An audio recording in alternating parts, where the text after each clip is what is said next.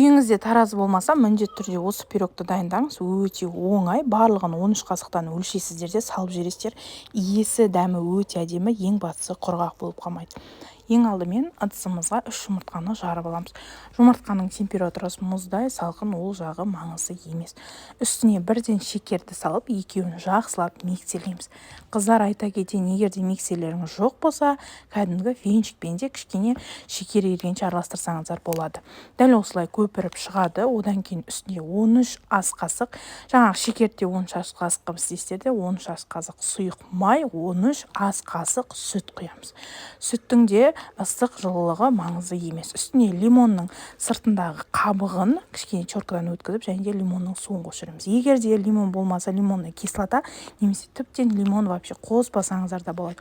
Жақсылап араластырып аламыз. Миксермен барлығы біркелкі болғаннан кейін үстіне кәдімгі разрыхлитель саламыз. Барлығының мөлшер негізімен описание қалдырамын, сол жерді қарап алсаңыздар болады.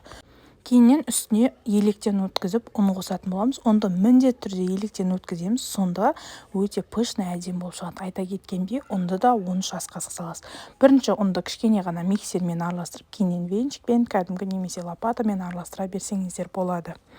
Біздің дайын тестаның түрі дәл осындай болады. Ешқандай қою емес, ешқандай сұйық емес. Енді арнайы формамыз дайындап аламыз. Кәдімгі 22, 24 немесе 26 сантиметрлік формалар жарай береді. Мен бұл жерде кольцо астың жағына фольга орап жасадым. Енді қызып тұрған 160 градус қызып тұрған печкада 45-50 минут пісіріп аласыздар. Енді бетіне осындай сахарный пудра мен лимонный суын араластырып септім да, оның үстінен тағы да сахарный пудра әдемілеп сеуіп шықтым. Сонымен біздің пирогымыз дайын. Міндетті түрде жасап көріңіздер. Лимонның сәл қышқыл дәмімен өте керемет елеседі екен.